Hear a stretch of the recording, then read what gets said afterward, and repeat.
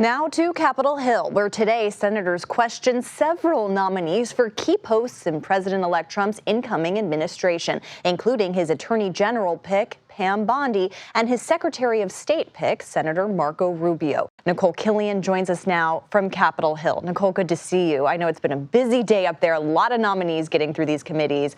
I do want to start with Pam Bondi. I know you spoke with some senators about the Attorney General nominee today. What did they have to say? What's the reaction? Do you think she'll get through?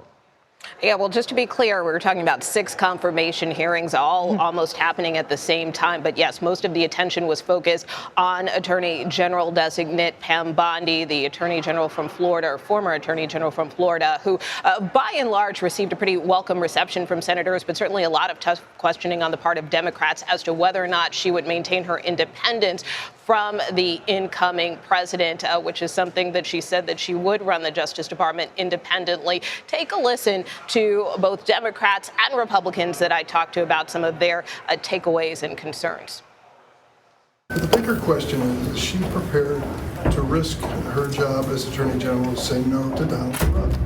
2 of his attorneys general who said no were fired on the spot. And she has to tell us that she's going to hold the law and the Constitution above the president. Is there anything that would compel you to support her confirmation? Well, I'm not coming in here with prejudice against her in any respect. But I do think that's a legitimate question based on what happened in Donald Trump's first term. So you don't expect any retribution on her part or the part of the president-elect? Well, I think there ought to be accountability. We'll see what she says. The American people don't deserve to have one of the most powerful people in government going after their political enemies like you see in some third world banana republic. Now, again, Bondi reiterated that she would follow the law, follow the facts, and that, again, she would maintain her independence from President-elect Trump. She also said politics wouldn't necessarily play a role in the Justice Department. That being said, she was also asked about January 6 pardons, potentially prosecuting members of the January 6 Select Committee. She declined to comment there.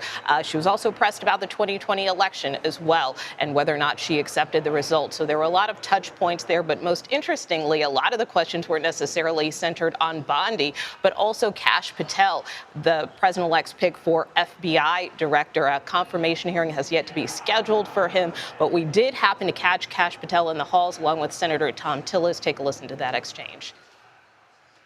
Number one, the Democrats are out of material for Pam Bondi if they're spending time talking about Kash Patel. And number 2, they're weaving a false narrative that when he comes before the nomination hearing, we'll be busted. Media's going to have to come up with a new way to define him.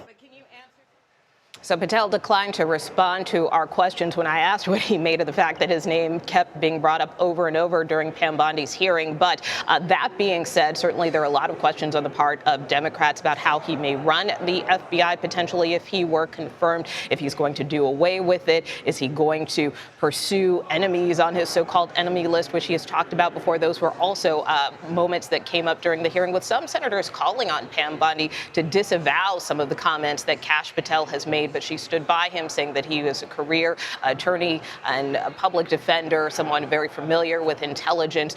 So for now, she is standing by him, as is President-elect Donald Trump. His confirmation hearing will be something to stay tuned for indeed. Nikole Killion, you are everywhere around Capitol Hill following all of this for us. We appreciate it. Thanks so much.